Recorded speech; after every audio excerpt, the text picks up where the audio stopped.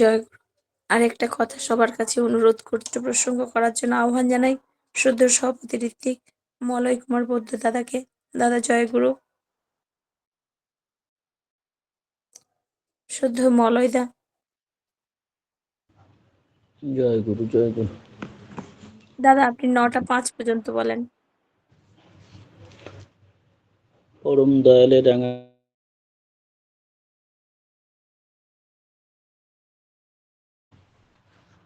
পরম পূজ্য পাদ ও পিতৃদেবের রাতুল চরণে প্রণাম। পরম পূজ্য পাদ ও শ্রী শ্রী আচার্য দেবের রাতুল চরণে প্রণাম। পূজ্যপাদ অবিন দাদা সহ গুরু পরিবারের প্রতি প্রত্যেককে চরণে আমার প্রণাম। আজ এই নাম ধ্যান স্বস্তি মহাযজ্ঞে এই লিঙ্কে সান্ধ্যকালীন এই মহান কর্মকাণ্ডে যুক্ত থাকতে পেরে ভালো লাগছে। পরম দয়াল শ্রী ঠাকুর তিনি বলছেন, নামে মানুষকে তীক্ষ্ণ করে আর ধ্যানে মানুষকে স্থির গ্রহণক্ষম করে। তাই নাম ধ্যান জীবনে একান্ত অপরিহার্য। তীক্ষ্ণতা কি? নামে মানুষকে তীক্ষ্ণ করে। তীক্ষ্ণতাটা কি? তীক্ষ্ণতাটা হচ্ছে ধারালো, ক্ষুরোধার। এটা সূচের অগ্রভাগ তীক্ষ্ণ, বা কোনো কাটার যন্ত্রগুলোর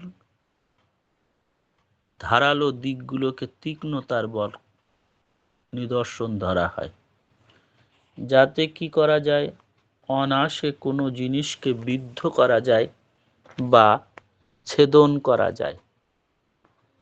এই নাম ধ্যানের ভিতরে, নামের ভিতর দিয়ে আমাদের জীবনের সেই তীক্ষ্ণতাটা বৃদ্ধি পায়। অর্থাৎ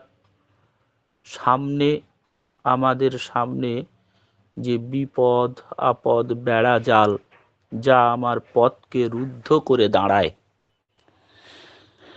আমার চলার পথের প্রতিবন্ধকতা সৃষ্টি করে, সেই নামের ভিতর দিয়ে আমি সেই প্রতিবন্ধকতাগুলোকে বিদ্ধ করে বা ছেদন করে আমি অগ্রসর হতে পারি।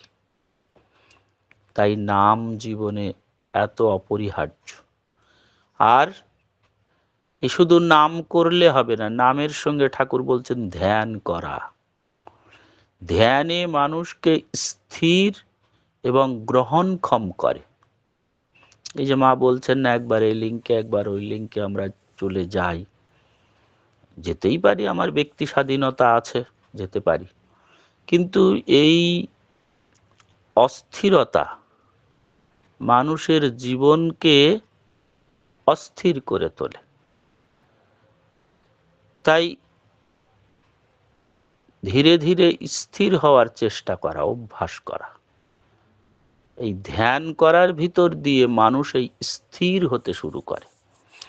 আমি আমার জীবনের প্রতিবন্ধকতাকে কাটিয়ে আমি একটা সুন্দর জায়গায় পৌঁছালাম, কিন্তু সেই সুন্দর জায়গায় যদি আমি স্থির না থাকতে পারি, তাহলে আমাকে সেখান থেকে পতিত হয়ে যেতে হয়। তাই নামের সঙ্গে ধ্যান এত অপরিহার্য। তাই নাম ধ্যান দুটোই প্রয়োজন। এবার আমাকে বুঝতে হবে কেমন করে এই নাম ধ্যান করতে হয়। ঋত্বিক দাদারা নাম করার জন্য বলছেন যে পরম পিতার নাম আমাদেরকে তারা কর্ণকুহরে প্রবেশ করিয়ে দিচ্ছেন, যে মহানাম আমরা প্রার্থনায় বলছি, এই নাম আদি নাম হ্যায় মৌন আপনে ধররে। এই আদি নাম যা ভগবান শ্রীকৃষ্ণ তার বাঁশরীতে করতেন, ভগবান শিব তার পঞ্চমুখে করতেন, নারদ তার বীণার সুরে করতেন, ব্রহ্মা তার চতুর্মুখে এই নাম জপ করতেন। এমন করেই আদিকাল ধরে এই মহানাম চলে আসছে। এই নাম আমরা যখন করি তখন ঋত্বিক দাদারা প্রথমেই তারা সাউন্ড করে নাম করতে শিখিয়ে দেন। এই যে বীজ নামটা মুখে তখন বলতে শুরু করি এবং তার ধ্বনি শোনা যায়, কিন্তু তারপরেই তিনি বলে দেন এই নাম করবেন মনে মনে, জিভ নড়বে না, ঠোঁট নড়বে না, ভিতর থেকে নামটা ক্রমশ হতে থাকবে। এটা কিন্তু একদিনে সম্ভব নয়। তাহলে কি করতে হয়? আমাকে প্রথম প্রথম আস্তে আস্তে সাউন্ড করে নাম করতে হয়। তারপর 2-1 মিনিট করার পর যখন অভ্যস্ত হয়ে উঠি তখন আস্তে আস্তে মুখটা বন্ধ করার চেষ্টা করতে হয়। হয়তো জিভটা তখনও নড়ছে, তারপর আস্তে আস্তে জিভটাকেও স্থির করে ভিতর থেকে এই নাম। এবার নামের উচ্চারণ, সঠিক উচ্চারণটা জানতে হবে। যেখানে যারা যুক্ত আছেন, ভাবছি আমি এটাই ধরে নিচ্ছি সবাই দীক্ষিত মানুষ, তাই উচ্চারণটা স্বামী, স্বামী উচ্চারণ হবে না। যখন আমরা দীক্ষাপত্রে লেখা থাকে স্বামী, এই স্বামী কিন্তু উচ্চারণ হয় না, প্রকৃত উচ্চারণ হচ্ছে স্বামী। ওটা যাতে কেউ দেখে ফেললেও আসল বীজ নামটা না জানতে পারে, তাই অমন করে লেখা থাকে। ওর উচ্চারণ হচ্ছে স্বামী। আমি পুরো নামটা বললাম না, কিন্তু প্রকৃত উচ্চারণ প্রথমে রাধা থাকছে, তারপরে অমন করে উচ্চারণটা করতে হয়। এইভাবে। তাহলে দাদা জয়গুরু, একটা কথা একটু একটু প্রশ্ন একটু করলাম। দাদা হ্যাঁ, বলুন। স্বামী আর স্বামীর মধ্যে পার্থক্যটা যদি বলেন, এটা আমার হ্যাঁ, মাথায় কাল থেকে ঘুরছে। হ্যাঁ, কালকে স্বামী, একজন দাদা বললো, হ্যাঁ হ্যাঁ। স্বামী এবং স্বামী, এই দুটোর সুরত ধারার মধ্যে পার্থক্য আছে। পার্থক্য এই, স্বামী বলতে আমরা জীবন স্বামীকে বুঝি, কিন্তু যে স্বামী, এই জগৎ স্বামী, বিশ্ব ব্রহ্মাণ্ডের এবং এমনকি প্রত্যেকটা, যে আমরা ব্রহ্মা বিষ্ণু মহেশ্বর তাদেরও আদি, সেই আদি হচ্ছে রাধা স্বামী। এই আদি স্বর এটা, সেই অর্থে এখানে এখানে প্রকৃত সাউন্ডের এই। কিন্তু যদি স্বামী উচ্চারণের মানে বা ধ্বনির মানেটা খোঁজা হয়, কোনো ডিকশনারিতে ওইভাবে দেবে না, স্বামী মানেটা দেবে। স্বামী মানে প্রধান, যেমন আমার বাড়ির প্রধান আমার স্বামী, তেমনি জগতের প্রধান স্বামী। কিন্তু এই বিশ্ব ব্রহ্মাণ্ডের প্রধান যিনি, তিনি হচ্ছেন স্বামী, স্বামী। এবারে রাধা কথাটার স্বামী কথাটা কেন আসছে এটা বুঝতে হবে। রাধা হচ্ছে, আমরা একটা প্রকৃতির রূপ ধরি, আমরা ভাবছি ভগবান শ্রীকৃষ্ণের পাশে যে রাধিকা আছেন তিনি বোধহয় রাধা, আর তার স্বামী হচ্ছেন কৃষ্ণ। তা নয়, রাধা হচ্ছেন সেই হ্লাদিনী শক্তি, যে শক্তি প্রত্যেকটা ভক্তের হৃদয়ে অবস্থান করে, সেই হচ্ছে রাধা। রাধা মানুষের প্রত্যেকটা ভক্তের জীবনের, মানুষের জীবনে যে ভক্তি ধারা, সেই ভক্তি ধারার সারবস্তু হচ্ছে রাধা। আর সেই ভক্তি ধারার কেন্দ্রে যিনি থাকেন তিনি হচ্ছেন রাধার স্বামী। সেই তাকে আবাহন করছে। এবার প্রশ্ন হতে পারে, তাহলে নামটা করব কেন? নামটা কেন করছি? নামটা যদি আমি গোদা বাংলায় ভাবি যে দূর থেকে কোনো একজন ব্যক্তি যাচ্ছেন, সেই ব্যক্তির নাম ধরে যখন ডাকি সেই ব্যক্তিটা আমার দিকে ফিরে তাকান, আমার দিকে তিনি মনোনিবেশ করেন, তেমনি ঈশ্বরের নাম করার ভিতর দিয়ে ঈশ্বরের সঙ্গে আমি যোগযুক্ত হই এবং ভগবান তিনি আমার দিকে মনোনিবেশ করেন। এই ঈশ্বরের ভক্তের সঙ্গে ভগবানের একটা বন্ধন সৃষ্টি হয় এই নামের ভিতর দিয়ে। তাই নামটা এতটাই জরুরি। আমরা নাম ধ্যান করি, তার ভিতর দিয়ে জীবনের উত্থান ঘটে। একটা ছোট্ট উদাহরণ দিলেই জিনিসটা আরো পরিষ্কার হয়। একটা ভক্ত জীবনের কথা জানি। পূজ্যপাদ আচার্যদেব মালঙ্গপাড়া একটা সৎসঙ্গ কেন্দ্র বসিরহাট থেকে প্রায় 20 কিলোমিটার দূরে তার দায়িত্ব দিয়েছিলেন। আজও তার দায়িত্ব আছেই। তো যাই হোক, সেখানকার জমির ব্যাপারে যখন কালেকশনের কাজে ঘুরছি, একটা বাড়িতে গেছি। একটা বাড়ির, সেই বাড়ির কর্তা, তার নাম অনুকূল চন্দ্র সরকার। দাদা রিটায়ার্ড করেছেন, বিএলআরওর বড় অফিসার ছিলেন, বড় বাবু ছিলেন, রিটায়ার্ড করেছেন। তো তার কাছে গেছি, ঠাকুরের কথা হচ্ছে, প্রভুর কথা বলতে বলতেই তিনি খুব ভক্তি সহকারে আমাদের আপ্যায়ন করছেন। ঋত্বিক দাদা গেছেন, কত যত্ন করে বসানো যায়, কত ভালোবাসা যায়, কি করে তাকে, এইরকম ব্যস্ত হয়ে পড়েছেন। তখন আমি বলছি, দাদা বসেন, আপনার সঙ্গে দুটো কথা বলি।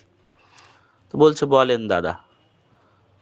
বলছি যে আপনি যে এত যত্ন করছেন, গুরু ভাইদের এত ভালোবাসছেন, কেন, কি দয়া পেয়েছেন? তখন সেই দাদাটি বলছেন, এই আজ এই পরম পিতার দয়ায় ভালো আছি, বেঁচে আছি, সুখে আছি। আমার জীবনটা শুনলে আপনি অবাক হয়ে যাবেন। বলেই তিনি তার অতীতের রোমন্থন করছেন, অতীতের কথাগুলো বলছেন। ছোটবেলায়, তখন অনেক ছোট, বাবার, মা, সংসারে ভীষণ অভাব, আমরা 3 ভাই 2 বোন, ভীষণ অভাবের মধ্যে চলছি। কি করে দিনাতিপাত করব, বাবা তো খুব কষ্টে আছেন, কি করে তিনি বুঝতে পারছেন না। তাই আমাদের বাবা ঠাকুরের দীক্ষিত ছিলেন। তো এক ঋত্বিক দাদার কাছে তিনি শুনলেন যে ঠাকুরের কাছে গিয়ে বললে তিনি একটা পদ বাতলে দিতে পারেন। তাই বাবা মা আমাদের সবাইকে নিয়ে বাবা ঠাকুর বাড়ি গেছেন। ঠাকুর তখন সশরীরে আছেন। তো ঠাকুরের কাছে প্রণাম নিবেদন করে বাবা হাউ হাউ করে কাঁদছেন। তখন ঠাকুর বলছেন, আরে ও কি কয়? পাশ থেকে জিজ্ঞাসা করছেন, আপনার কি হলো দাদা? তখন সে দাদাটি বলছেন, অনুকূলদার বাবা বলছেন যে সংসারে বড় অভাব, তাই বড় কষ্ট করে ঠাকুরের কাছে এসেছি, কি করে জীবনে বাঁচার পথ পাবো। ঠাকুর বলছেন নিজে মুখে, ভালো করে নাম ধ্যান করতে হয়, ঠাকুরের বলাগুলো, বিধিগুলোকে পালন করতে হয়, যা বলা আছে। দাদাটি চুপ করে আছেন। তারপরে ঠাকুর বলছেন, ধনের ব্যবসা করলে হয়, ধনিয়া, যেটা মায়েরা রান্নার কাজে ব্যবহার করেন, যে মশলা, যে ধনের ব্যবসা করলে হয়। আজ্ঞে তাই হবে। ঠাকুরের আশীর্বাদ মাথায় নিয়ে দাদাটি ফিরেছেন। আজকালকার মতো তখন তো রন্ধনে অত মশলা টশলা দেওয়া হতো না, তাই ধনের চাষ অত বেশি হতো না। তো দাদা এদিক থেকে ওদিক থেকে জোগাড় যন্ত্র করে সেই ধনে কলকাতায় নিয়ে গিয়ে বিক্রি করতেন। টুকটাক করতে করতে আস্তে আস্তে একটু একটু করে পসার বাড়তে লাগলো। তিনি আশপাশে গ্রাম অঞ্চলের কিছু চাষিদেরকে ওই চাষে উদ্বুদ্ধ করলেন এবং তাদের ধনে সব তিনি যোগান দিতেন চাষের জন্য। আবার সেগুলো চাষের পরে হয়ে গেলে সেগুলো কিনে নিয়ে কলকাতার বাজারে বিক্রি করতেন।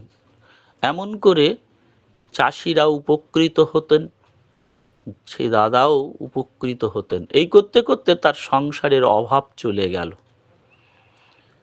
বাড়ি করলেন, গাড়ি করলেন, গাড়ি করে তার ধনে নিজস্ব গাড়ি করলেন। আগে অপরের গাড়িতে ব্যবসা করতেন, এখন নিজের গাড়ি করে কলকাতায় ধনে নিয়ে বিক্রি করছেন বস্তা বস্তা।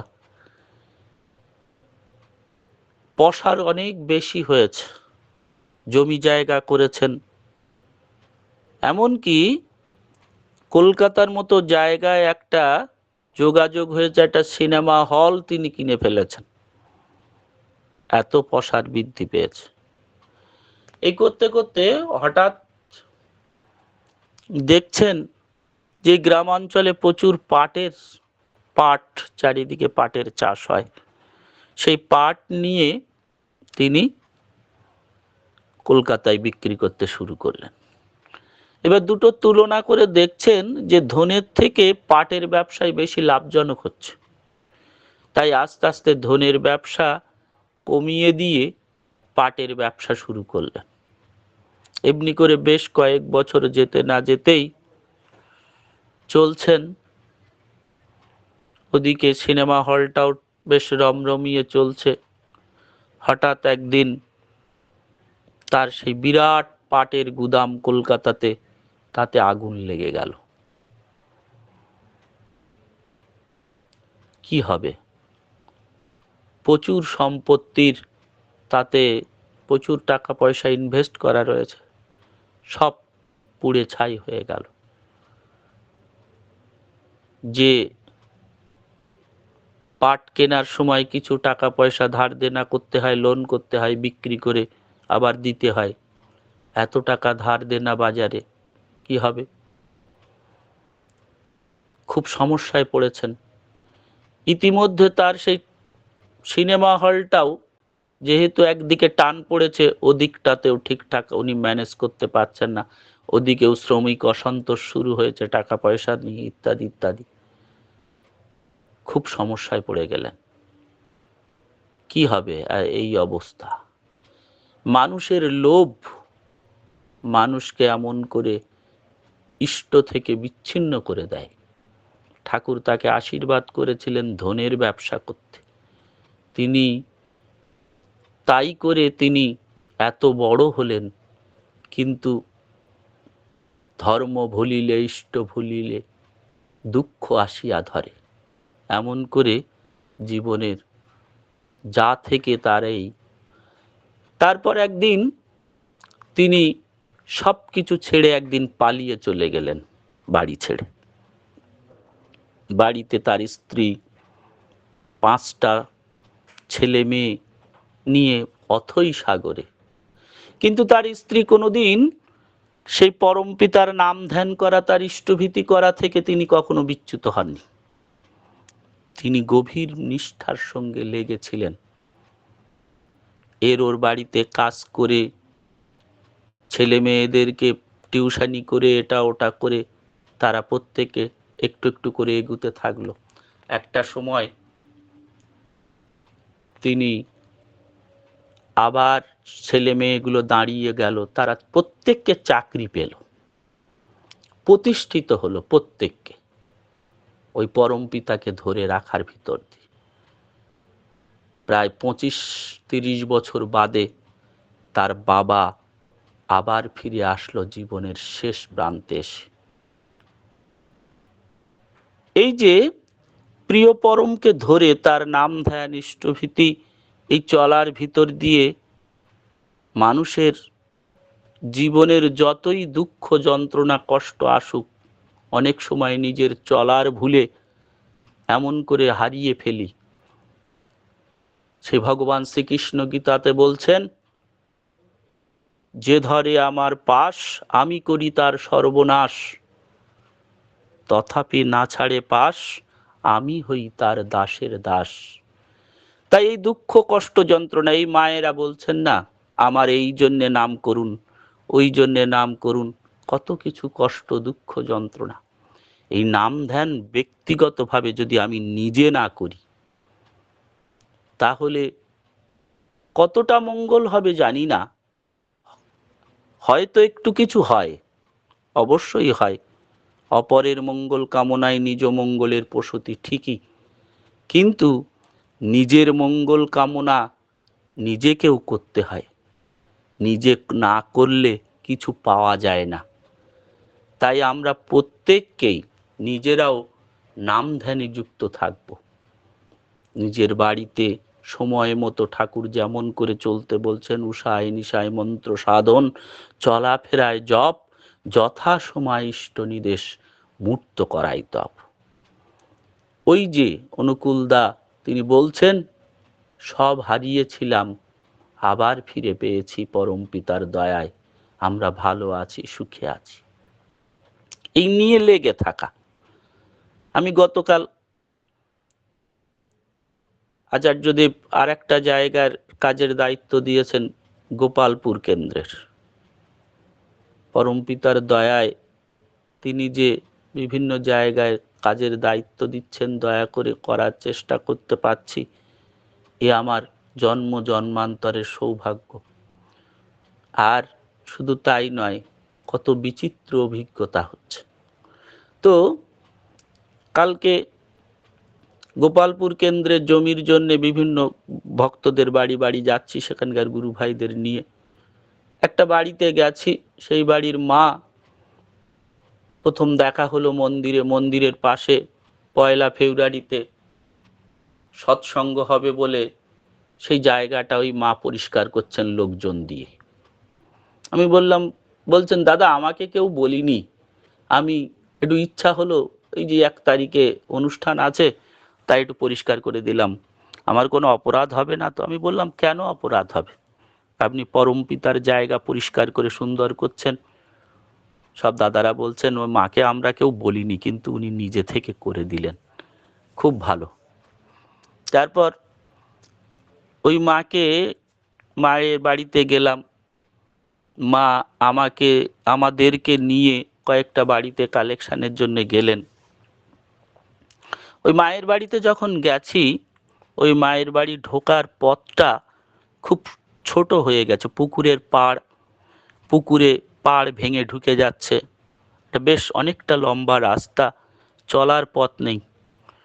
তো এখান থেকে 5-6 মাস আগে ওনার নাতির দীক্ষার কাজে গেছিলাম। উনি বলছিলেন, দাদা চলার পথ নেই, কি করব, অন্যের বাড়ির উপর দিয়ে যাতায়াত করি। এই রাস্তাটা এতবার পঞ্চায়েতকে বলছে একটু রাস্তাটা করে দিতে, আমরা এতগুলো ঘর এখানে আছি, আমরা খুব কষ্টে যাতায়াত করি। তো সেদিনও কথা হয়েছিল, পরম পিতার কাছে প্রার্থনা করেন, ঠিক একদিন তিনি মঞ্জুর করবেন। এদিনও যখন তার বাড়িতে গেছি, তিনি বলছেন, দাদা আপনি একটু ঠাকুরের কাছে প্রার্থনা করবেন না আমার হয়ে? আপনারা ঋত্বিক দাদারা আছেন, একটু প্রার্থনা করবেন। এই 5-7 বছর ধরে এই চলাচলের অসুবিধা, আমি আর কতটা কি পারি, পরম পিতার কাছে একটু বলতেই পারি তার জন্যে। আমরা মাকে নিয়ে কয়েকটা বাড়ি ঘুরে যখন আবার তার বাড়িতে আসলাম, আমার বাইকটা ওখানে রাখা ছিল, তখন ওই বাড়িতে একজন এসে ওই মাকে খোঁজ করছেন, আপনাকে খুঁজে বেড়াচ্ছি। তো বলুন। বলছেন পঞ্চায়েত থেকে আমাকে পাঠিয়েছে, আপনার এই রাস্তার জন্য 2.5 লক্ষ টাকা অ্যালটমেন্ট হয়েছে, তাই মাপজোক করব, তাই আপনারকে খুঁজে বেড়াচ্ছি। ওই মা ছুটে গেছেন, আমি তো পাশে এক বাড়িতে ঢুকেছিলাম, ওই মা ছুটে গেছেন আমার কাছে, দাদা আপনাকে একটা খবর দিই, আপনাকে বলছিলাম না ওই রাস্তাটা স্যাংশন হয়েছে। আমি বলছি, মা আমি সেদিনও আপনাকে বলেছিলাম, আজও বলি, পরম পিতার জন্য যারা করেন নিঃস্বার্থভাবে যারা করেন, পরমপিতা ঠিক তাদের জন্য তিনি ভাবেন। কোনভাবে যে হয় আমরা জানি না, কিভাবে হয় এর কোনো বৈজ্ঞানিক ব্যাখ্যা নেই। তবে বিজ্ঞানের থার্ড গতিসূত্রে নিউটন বলছেন, every action has an equal and opposite reaction. প্রত্যেক ক্রিয়ার সমান এবং বিপরীত প্রতিক্রিয়া আছে। তাই আমরা যদি ভালো কিছু করি তার ভালো ফল লাভ হবেই হবে। আমরা সবাই কিন্তু সেই দিকে মনোনিবেশ করব। পরমপিতার কাজ হয়তো চলতে গিয়ে অনেক মনে হয় যে ও আমাকে দুঃখ দিচ্ছে, ও আমাকে কষ্ট দিচ্ছে, ওর জন্যে কেন করব? আমার বাড়িতে এ সমস্যা করছে, এর জন্যে কেন ভাববো? আমার বৌমা এই করছে, কালকে এক বাড়িতে বলছেন আমার বৌমা আমাকে খেতে দেয় না, ও নিজের মতো আলাদা হয়ে রান্না করছে, ওর মতো খাচ্ছে। আমি সেই মাকে বললাম, ও তো আপনার মেয়ের মতো, করুক না, আপনি যখন রান্না করবেন বেশি করে একটু করবেন, করে ওকে দেবেন। বলছে ও তো খায় না। মানে না খেলে আপনি একদিন দুদিন করবেন, তারপর অপেক্ষা করবেন, ছেলেকে বলবেন, নাতিকে বলবেন। এমনি করতে করতে তারপর কি দিলে খেতে পারে, নাতির হাতে কিছু কিনে দেবেন, ছেলেকে কিছু দেবেন। এমনি করে ভালোবাসতে থাকেন না, এক হাতে কিন্তু তালি বাজবে না। ওই একতরফা যখন আপনি ভালোবাসা দিতেই থাকবেন, ও একটা সময় ভুলে যাবে ওর কথা। এমনি করেই প্রতিনিয়ত ভালো কিছু যখন আমরা করতে থাকি তার শুভ ফল লাভ হয়ই হয়। তাই আমরা যারা এই নাম ধ্যান স্বস্তি মহাযজ্ঞে আছি, আমরা সবাই চেষ্টা করব প্রতিনিয়ত পরম দয়ালের দেওয়া এই নীতিবিধি, নাম ধ্যান, ইষ্টভীতি, যজন যাজন, স্বস্তায়নী, সদাচার, এই সবগুলো ঠাকুরের যা বলা, আর যাজনটাই হচ্ছে ডিপি ওয়ার্কের কাজ, এইগুলো যেন আমরা ঠিকঠাক ভাবে করতে থাকি। আর আরো একটা বড় কাজ আছে, মাঝে মাঝেই দেওঘরে আচার্য সঙ্গ করা, বা গুরু পরিবার কোথায় আসছেন তাদের একটু সঙ্গ করা। এই যে আচার্য সান্নিধ্যে না আসলে, আচার্য শরণাগতিতে না আসলে কখনো ঈশ্বরকে বোঝা যায় না। তিনি হচ্ছেন জীবনের বেত্তা। তাকে অনুভব না করলে এই সমস্ত কিছুই আমার জীবনে সার্থকতায় পর্যবসিত হয় না। তাই এমন করে, আর যারা আমরা নাম ধ্যান করছি তাদের ক্ষেত্রে একটা কথা অবশ্যই বলবো, যে শুধুমাত্র নাম ধ্যান করলে কিন্তু মেকানিক্যাল ডিসঅর্ডার হতে পারে, শরীরের বিকৃতি হতে পারে, মস্তিষ্কের বিকৃতি হতে পারে যদি তদানুযায়ী কর্ম না করি। কারণ নাম ধ্যানের ভিতর দিয়ে আমার শরীর মন সব চার্জ হচ্ছে, এটাকে যদি কর্ম করে যদি ডিসচার্জ না করি তাহলে কিন্তু বিকৃতি হতে পারে। সেই জন্য ঠাকুর একটা সময় তিনি যারা ঠাকুর বাড়িতে আছেন বলছেন, ঠাকুর নাম ধ্যান করে তো আর সেই মজা পাচ্ছি না। ঠাকুর বলছেন, আমি নাম ধ্যানের গোড়ায় এবার তালা মেরে দিয়েছি, যাও এবার মাঠে মাঠে গিয়ে কর্ম করো, দীক্ষার কাজ করো, মানুষের সঙ্গ করো, মানুষের কাজে ঝাঁপিয়ে পড়ো। এমন করে ঠাকুর বলছেন। তাই নাম ধ্যানও করব, তার সঙ্গে ইষ্টের দেওয়া কর্মগুলো, যজন যাজন, স্বস্তায়নী, সদাচার এবং সর্বোপরি ডিপি ওয়ার্কের কাজ, এগুলো যদি না করি শুধু নাম ধ্যান দিয়ে কিন্তু জীবনের কিছুই হবে না। একটা দিক হলো, আর একটা দিক, এই দুটো দিক যদি ব্যালেন্স না করি, মোটর নার্ভের সঙ্গে সেন্সরি নার্ভের যদি সংযোগ না ঘটাই তাহলে কিন্তু গন্ডগোল হবে। সেই জন্য ধর্ম এবং কর্ম দুটোর মধ্যে সমন্বয় সাধন না হলে জীবনের ডেভেলপমেন্ট হয় না। আর কথা কি, আমার 5 হয়ে গেছে। সবাই ভালো থাকুন, সুখে থাকুন, সুন্দরে থাকুন, এই প্রার্থনা প্রভুর রাঙা রাত উজ্জ্বল। বন্দে পুরুষোত্তম। জয় গুরু। জয় গুরু দাদা, জয় গুরু। খুব সুন্দর করে আমাদের আলোচনা করলেন যে নাম ধ্যানের লিঙ্কে এসে যে নাম ধ্যান করলে কি হয় তার সুন্দরভাবে আলোচনা করলেন। নামে মানুষকে তীক্ষ্ণ করে এবং ধ্যানে মানুষকে স্থির ও গ্রহণক্ষম করে। নামের যে মানে আমরা যে কি করে নামটা উচ্চারণটা যে আমরা ভুল করি, তার সঠিক উচ্চারণ এবং তার যে সঠিক মানে খুব সুন্দর করে আলোচনা করে আমাদের প্রতি প্রত্যেককে সমৃদ্ধ করলেন।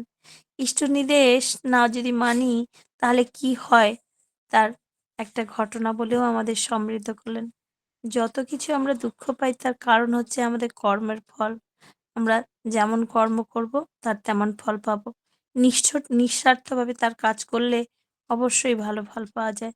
আর ধর্ম শুধু করলে হবে না, ধর্মের সঙ্গে সঙ্গে আমাদের কর্মও করতে হবে।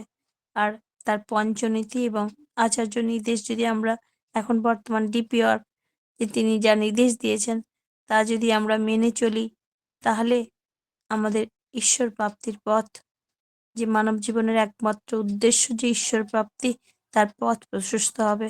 খুব সুন্দর করে আলোচনা করে আমাদের প্রতি প্রত্যেককে সমৃদ্ধ করলেন।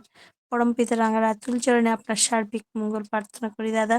খুব ভালো থাকুন, সুস্থ থাকুন, আবারও আসবেন। তার কথা শুনিয়ে তার প্রতি আমাদের তন্মুখী করে তুলবেন। জয় গুরু দাদা।